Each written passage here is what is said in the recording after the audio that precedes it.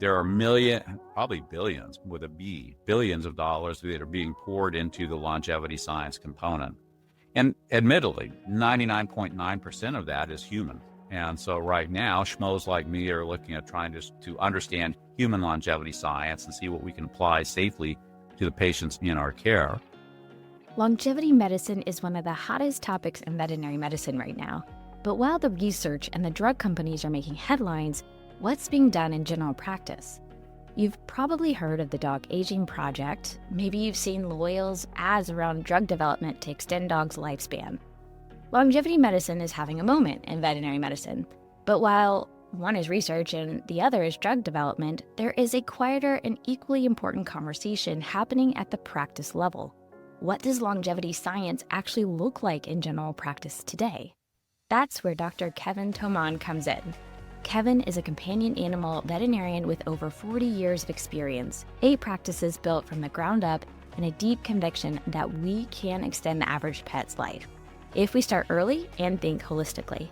His interest in longevity didn't come from a trend, it came from watching senior pets lose their owners and being placed back into shelters, and from a personal health scare in his 40s that led him into integrative medicine.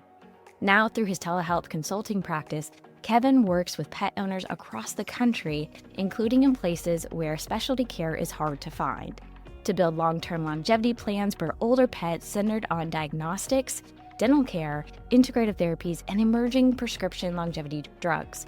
In this conversation, we talk about what longevity science looks like in practice right now, what his dream senior pet longevity clinic would look like, and why he believes this may be the biggest opportunity in veterinary medicine for the next decade. Let's get to the conversation with Dr. Kevin Toman. When did you know that you were interested in veterinary medicine as a career? From grade school on, I knew that I wanted to be a veterinarian. And this was back in, I shudder at saying this, but it was back in the late 60s, early 70s of the preceding century. And so it's been a long time, a long journey, but it's been quite a ride within veterinary medicine. Oh, fascinating. So how did you know? Did you grow up around animals, or is there anything that you still remember? I did. I grew up back in Illinois farmland, and so large animals and small animals were both part of my environment back then. And so, like many veterinarians from that generation anyway, I started out in a mixed animal practice, doing both large and small animal work, and over time gradually evolved more towards the small, picked up some emergency work along the way, and the rest was history. So I ended up as kind of a small animal practice with an emphasis on surgeries. Exciting. So you said Illinois, and I know you went to vet school in California at UC Davis. So what got you to California? My family back then. We were very much a traditional family. My folks were both in education. And so they started out as high school teachers, and then my father ended up teaching at the university out here. And as families did back then, we went along for the ride. UC Davis is definitely known as a very good school. So that speaks volumes to him. That was probably a big promotion. So exciting opportunity for the family.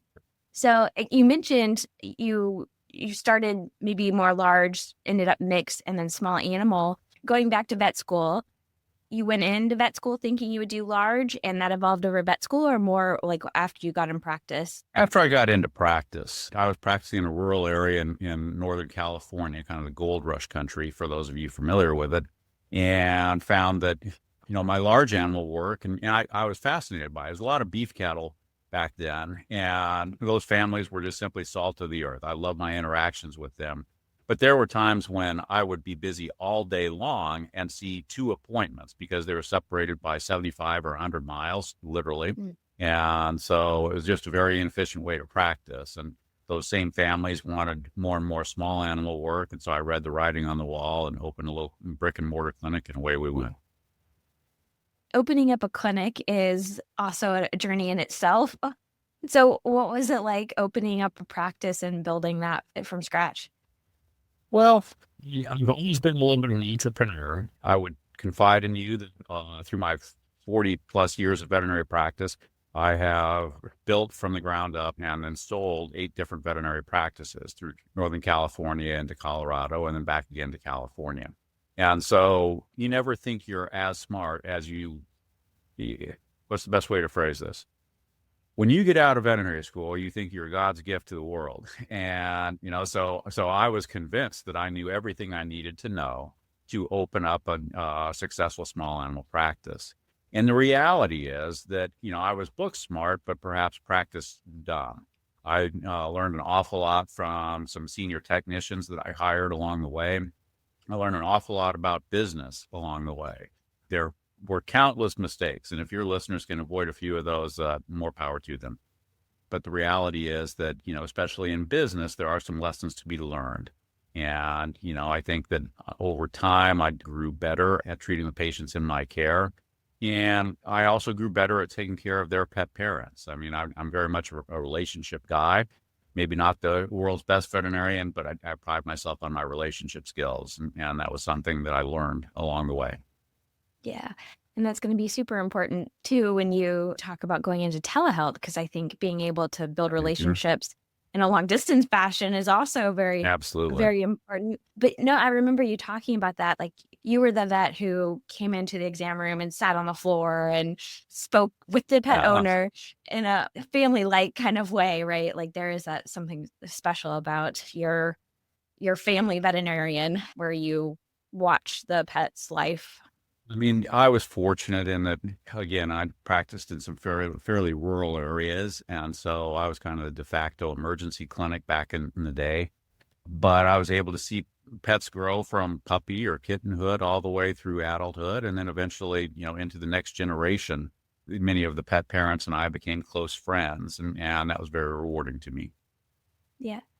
One of the things you also said when we were chatting before is that one of the things you miss most, even now, when you kind of look back, is having a team. And you miss the laughter and yes, there were tears sometimes, but you miss that team bonding. So what did you enjoy most about building a really good team that enjoyed working together, and any things that you look back and kind of say, hey, this is what I learned through my time building all those practices?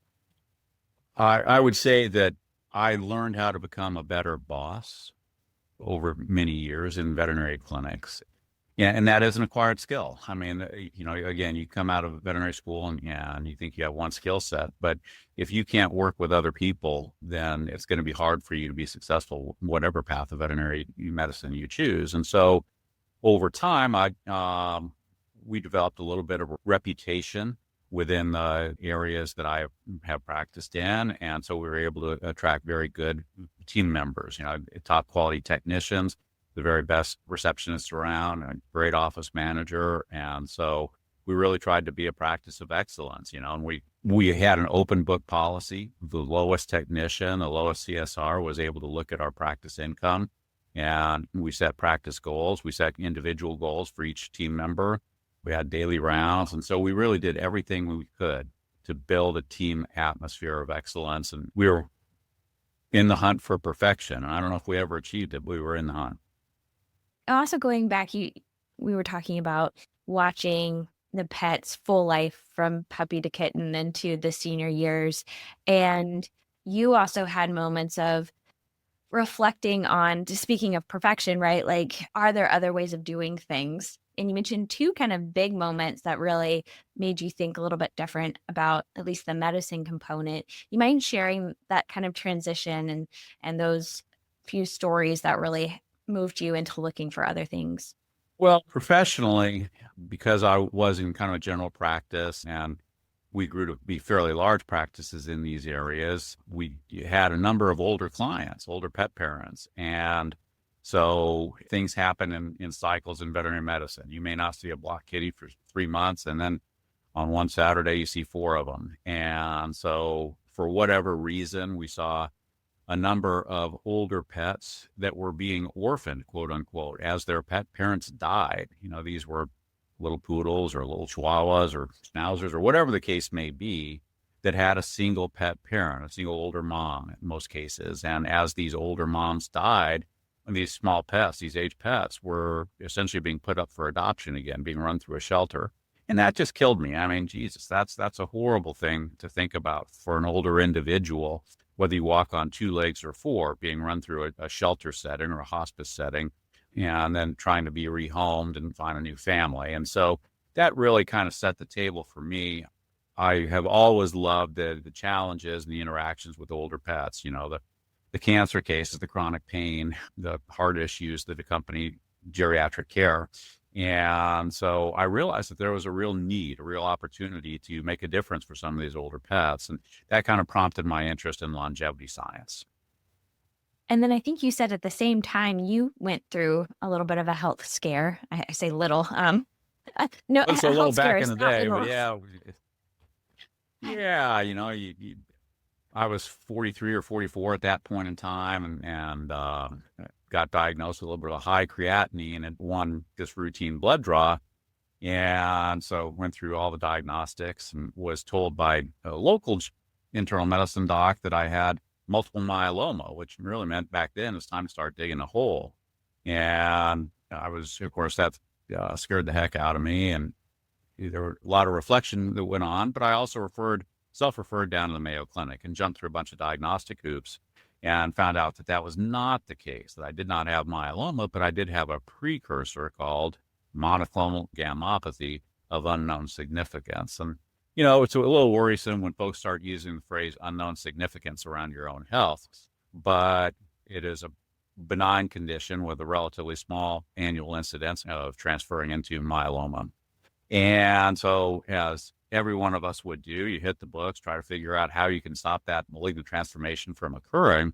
And I found that there was no pharmaceutical that could do so. But interestingly, there was an herb, curcumin, that had been proven to help slow or sometimes even stop that progression from MGUS into multiple myeloma. And so that was really what prompted my interest in herbal therapy or integrative medicine.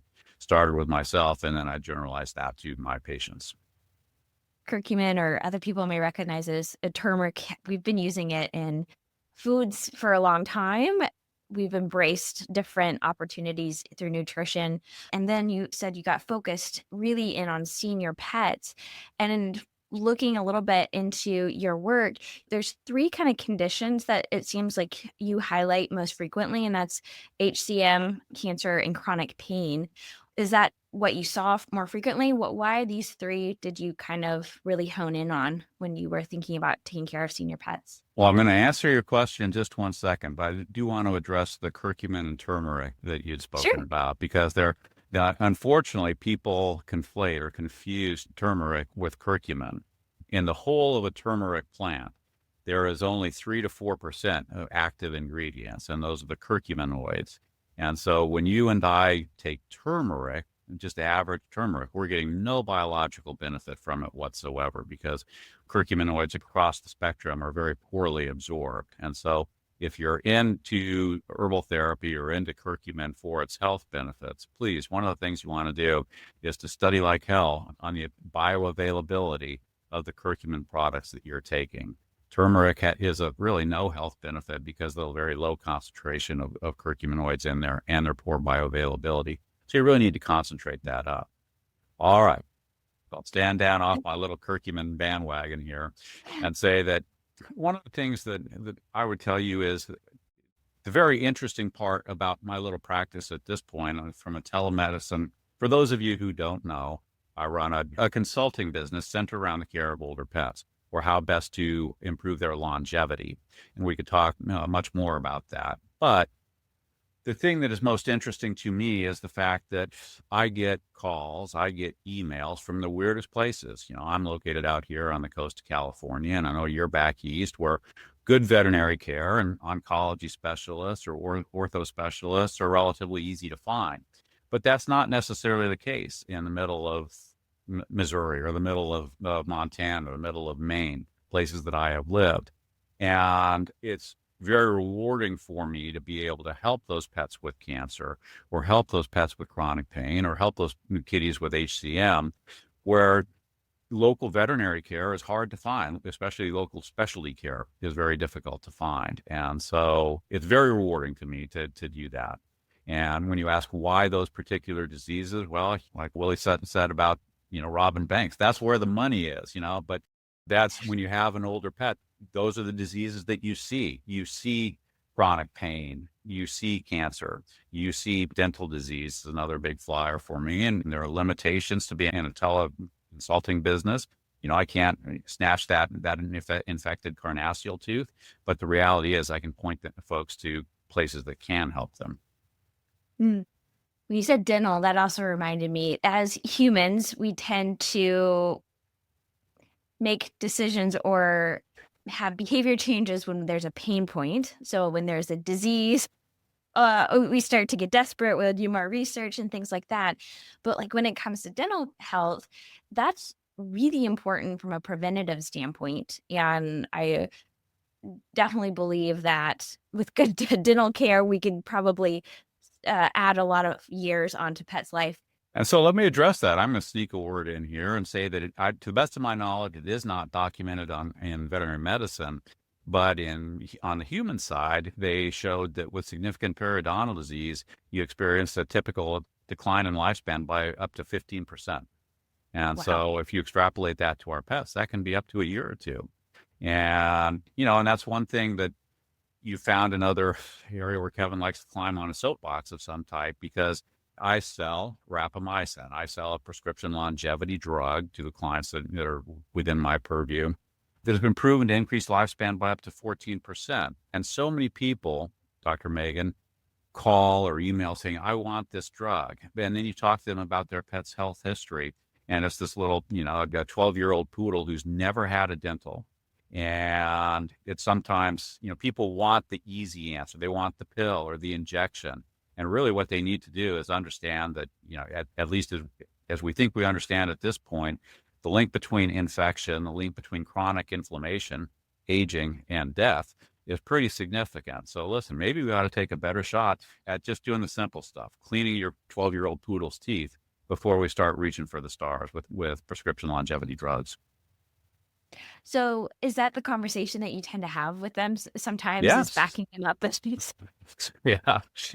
Yeah. I mean, because listen, and perhaps, this will fly two ways amongst your listeners, but I'm very much a traditional veterinarian in that I believe strongly in the benefits of diagnostics. And I told you the other day, one of the things that kills me about my veterinary education is that back in 1986, I graduated from UC Davis.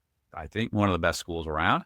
And hell, we had zero dental training. I never took a dental class at UC Davis. And so I look back at my early career and think about how many pets I failed to help because I didn't know the benefits of taking dental x-rays, So yeah, I'm a diagnostic and dental procedure heavy guy. If you threw me back into a brick and mortar clinic, that's what I would hang my hat on, because I believe that test results and dentalists can buy you an awful lot of time with the pets we know and love.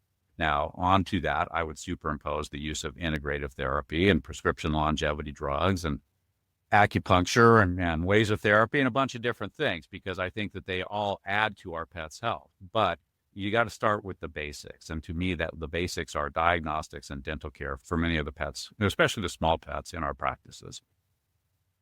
Correct me if I've got this wrong, but to me, it seems that you were also maybe earlier to embrace some of the options that are available for pets in your practice. And when you have a conviction, when it's maybe not the most popular thought or decision, how do you handle that? So for you, going back to some of those moments and you started looking more into things, what was that journey like of looking at all these options, seeing potential benefits, wanting to try things that you weren't seeing people interested in trying, and they might have even disagreed with some of these things? Like, how did you handle that? Well, gosh, another little Kevin rant is coming here. Because I told you the other day, and I think I created some angst on your part, that I think private veterinary practice right now, in large part, is broken. It's broken by virtue of the corporate intrusion into veterinary practice and the limitations that it places.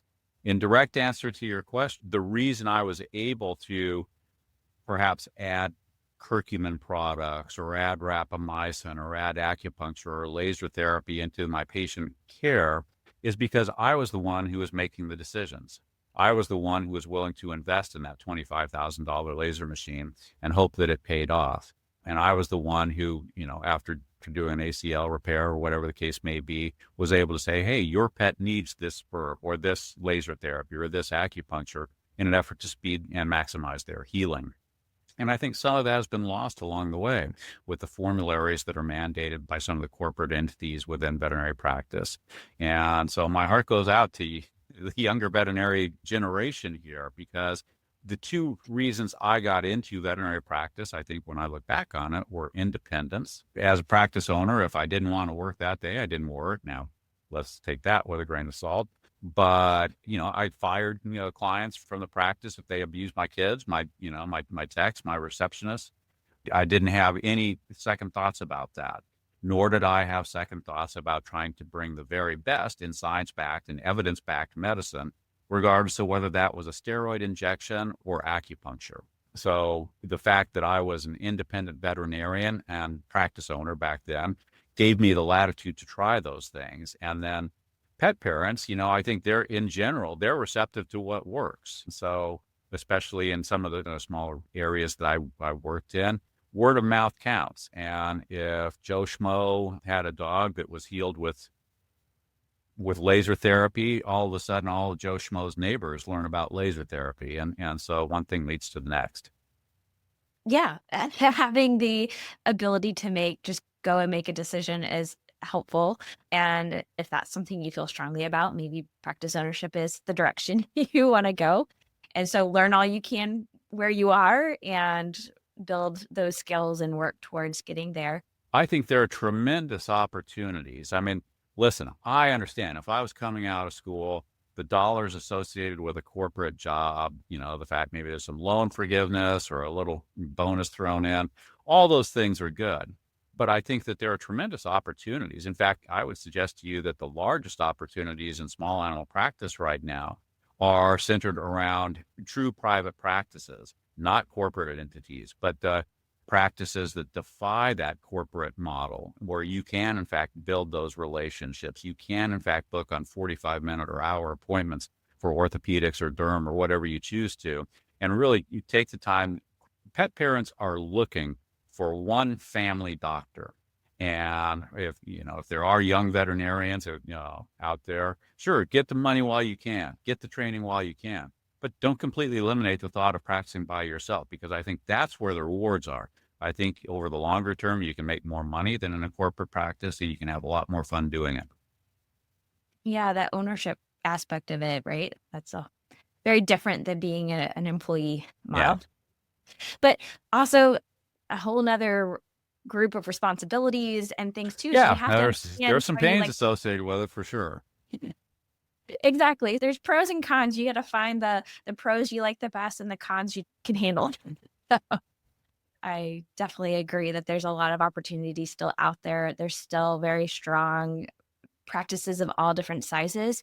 And there are pet parents who will shop around until they find the vet that they really like and want to stay with. And so find your spot. And talking about practice, you mentioned you built several, I think you said eight different practices. Yeah.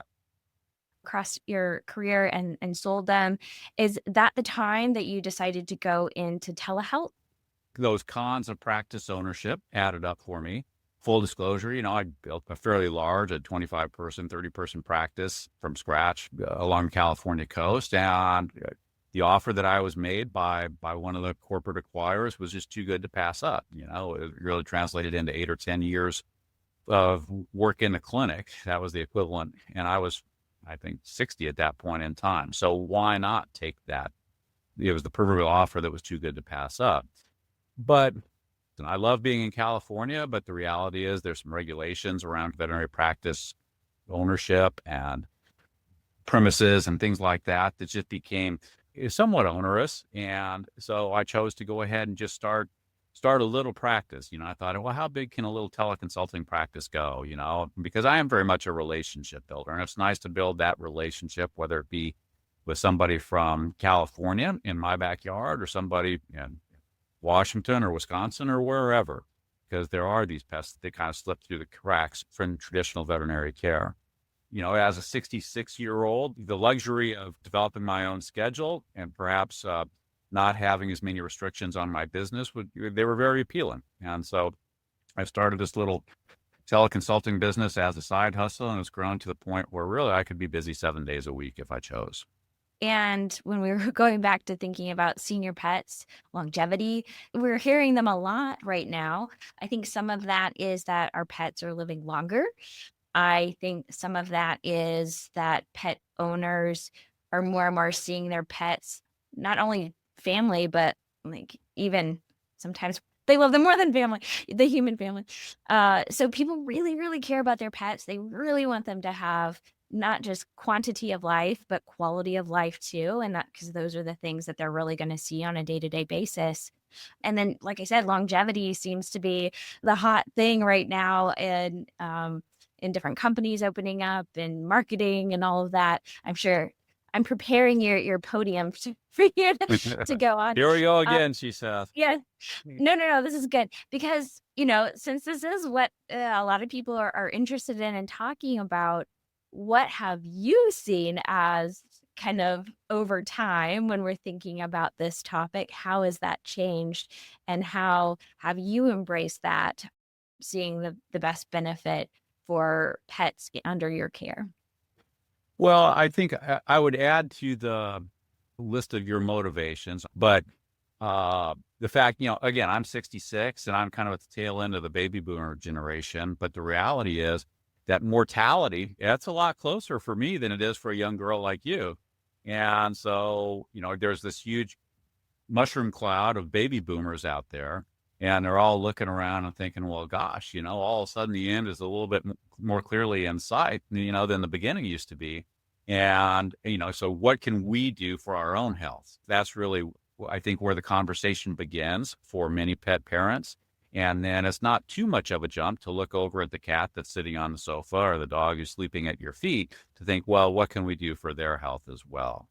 So, I think there's increasing motivation on the part of many of these pet parents to really look at alternatives as their pets age. I think that you're right. I think that pets are in general living longer, whether that be to, the diets that you're so intimately involved in or better technical care, the dental care that we've spoken about, the ability to do an MRI or a CT on these pets and really learn about the plumbing inside. And so I think that veterinary care is a component to the increasing lifespan of pets. But the reality is also this.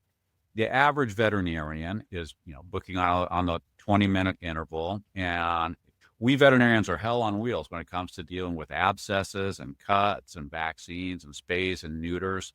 But it's very difficult sometimes to sit down and really develop a plan, not so much for the next 2 months or 3 months, but sometimes for 2 years or 3 years or 5 years or 10 years. That's the luxury that I have in this little teleconsulting practice, is that I do have that luxury of time. So on the one hand, I would tell you veterinarians, there's a tremendous opportunity. I think one of the things that if there are entrepreneurs amongst your listeners, I think there's a tremendous opportunity for veterinary longevity clinics, so to speak, where you are centered around just longevity science for pets. And you have the force plates to look at lame pets objectively, and you have the dental care as a specialty. And you have, there are ways that a person could segment a very successful practice in certain areas of the country centered specifically around longevity care. And, at this point, I'm kind of an N of one. I don't think that there are an awful lot of veterinarians that are concentrating on longevity science, but I invite every one of you into the field because I think it'd be very rewarding for you. Maybe they're not all using that term, but I'm starting to see more and more veterinarians that I speak to that are leaning more into preventative health. But I think, we're still trained to find disease, right? Find the disease and treat the disease.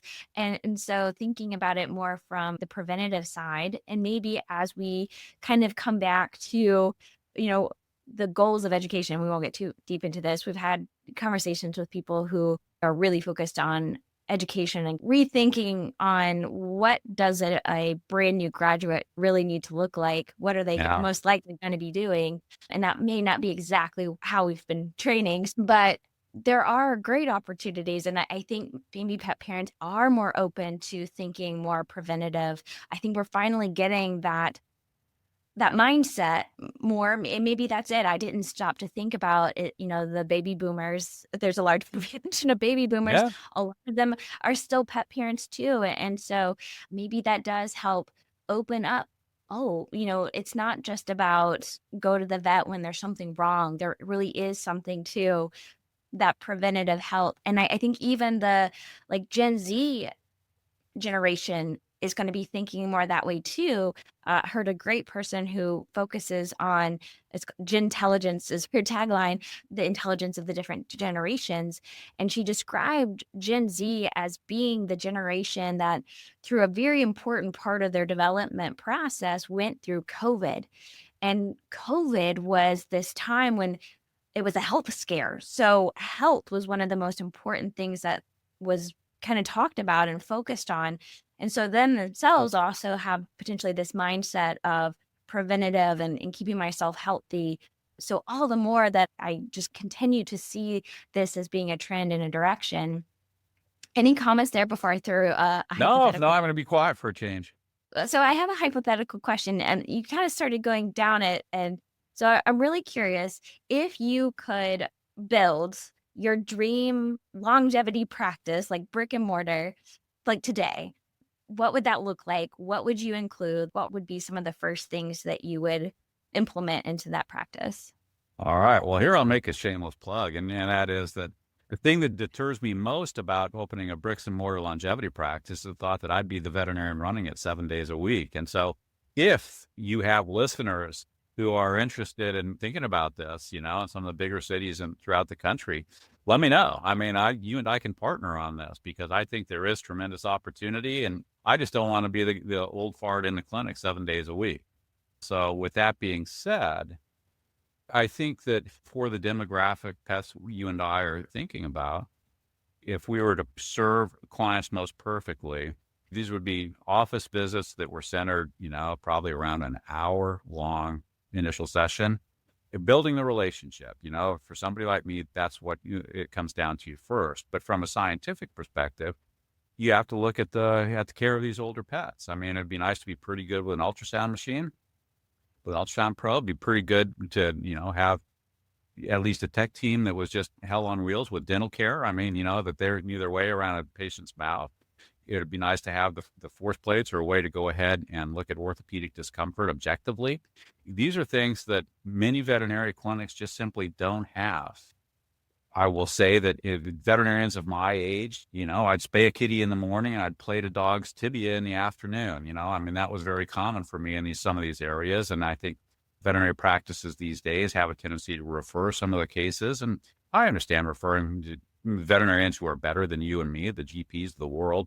But the reality is, I also think that many of these practices, many pet parents are looking for that family doctor. They don't want to go to 3 different places or 4 different places to get the very, very best care of their pets. And so for those little entrepreneurs amongst you, try to figure out a way to keep those pet parents in your practice as opposed to referring them. Build that specialty network if you need to, but have a quality veterinary care right there in your own building, and you'll do just fine.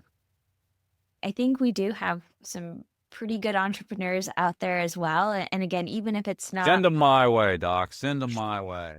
by all means, I love to connect people. So that's why I thought that question would be interesting. Just hypothetical.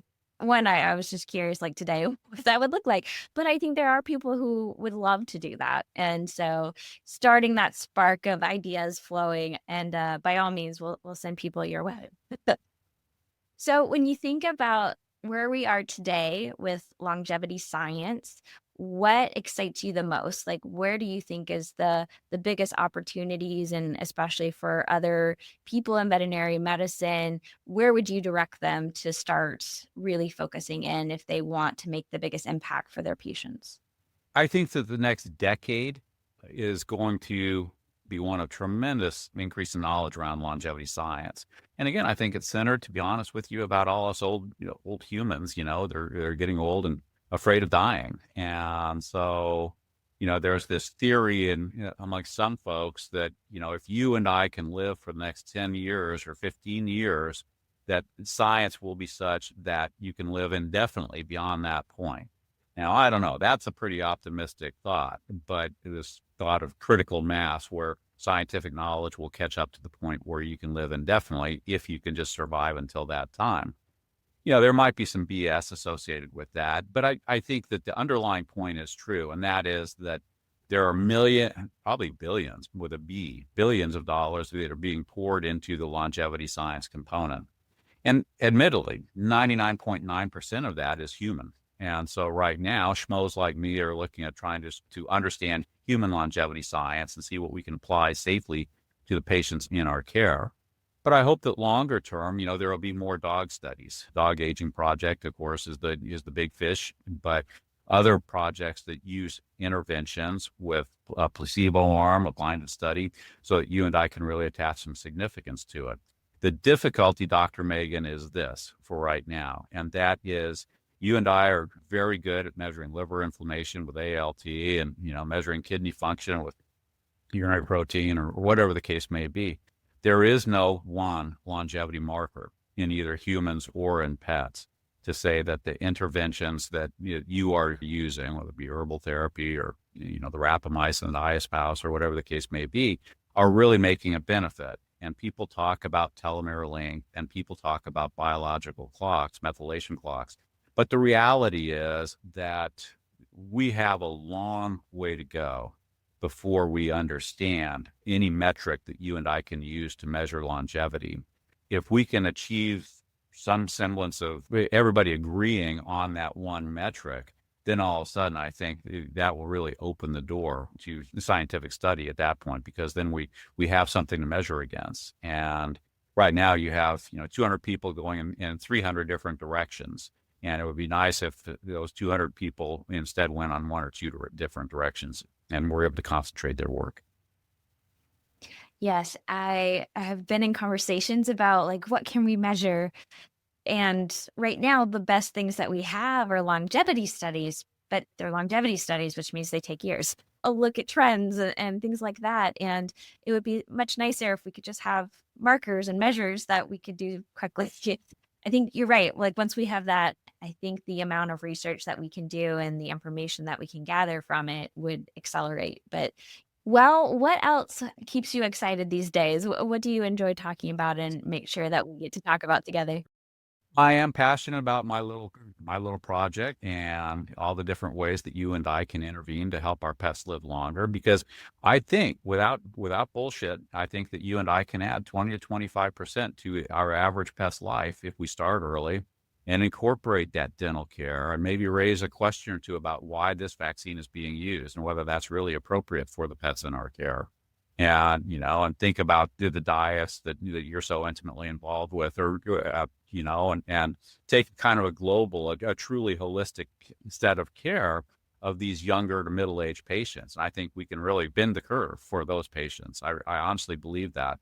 And so it's a fascinating time for me. I really enjoy that. I'm able to build the relationships that I want to build and fix the occasional pet, even if it is via a modem or via a computer screen, instead of laying my hands on them. And so it's an exciting time. Speaking about relationships and going back to the story you said about watching senior dogs lose their pet parent, and then these poor senior dogs get put into shelters. And I've interviewed people where they specifically focus on senior pet shelters, and they it's a very different approach. You have to prepare people of these senior dogs may have health conditions that they have to take care of, and they're not going to have as many years. But just since that was also something that really struck you, have you done anything specifically there, or anything else there that you've kind of come back to try to improve that scenario? Well, I've adopted a couple of these older pets, a little Cavalier King Charles named Phoebe comes to mind. And so, Aw.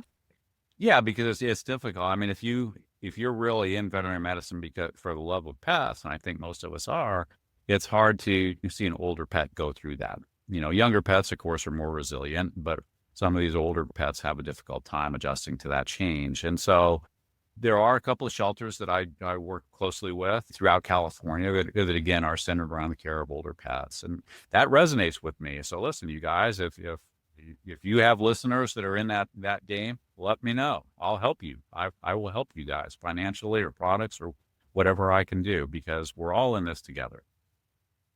That's another thing I think that's so fun about being in this profession is we do have so many people who care greatly about people, about pets, and I'm seeing more and more collaborations and partnerships, which are really exciting. I think that's where we can go far is if you go together. Excited to see people work together to hopefully move the needle when it comes to, again, quantity of life is great, but it's not great if it's not quality of life too. So there's a lot that we can do together to work on both aspects of taking care of pets. So Yeah, absolutely. yeah. Well, my last question, I always like to end on this one, is what is something you're very grateful for right now? Gosh, there are several different things. I mean, the reality is that put me on the spot. I'm grateful for a new romance. I went through a divorce recently, and I have a new romance in my life, and it's nice to hear the words "I love you." I'm grateful for my little puppy Annabelle, who, when she's not destroying things, can actually be a very good dog. And I'm grateful for people like you, Dr. Megan, that look to build the veterinary world. You're trying to improve the veterinary world one little bit at a time, and my hat goes off to you. You're the next generation of veterinarian, and I look forward to seeing what you can do throughout your career. Dr. Kevin Toman has a distinct voice, witty, deeply experienced, and genuinely passionate. If the conversation has piqued your curiosity about longevity medicine, I hope you'll continue to explore. Whether you're a general practitioner looking to incorporate more preventative and longevity-focused care, or an entrepreneur wondering if a senior pet longevity clinic might be your next chapter, Kevin has welcomed further conversation. If you're interested in his telehealth consulting practice, collaborating on a longevity clinic concept, or supporting senior pet shelters in your area, links to connect with Dr. Kevin are in the show notes. For a full summary of the key takeaways from today's episode and ways to apply them to your own practice and career, head over to the Sprinkle of Wisdom Substack for the Podcast Club Guide. If you want to support the podcast, make sure you're subscribed and share it with someone in veterinary medicine who you think might appreciate it. Until next time, keep reimagining what's possible in veterinary life.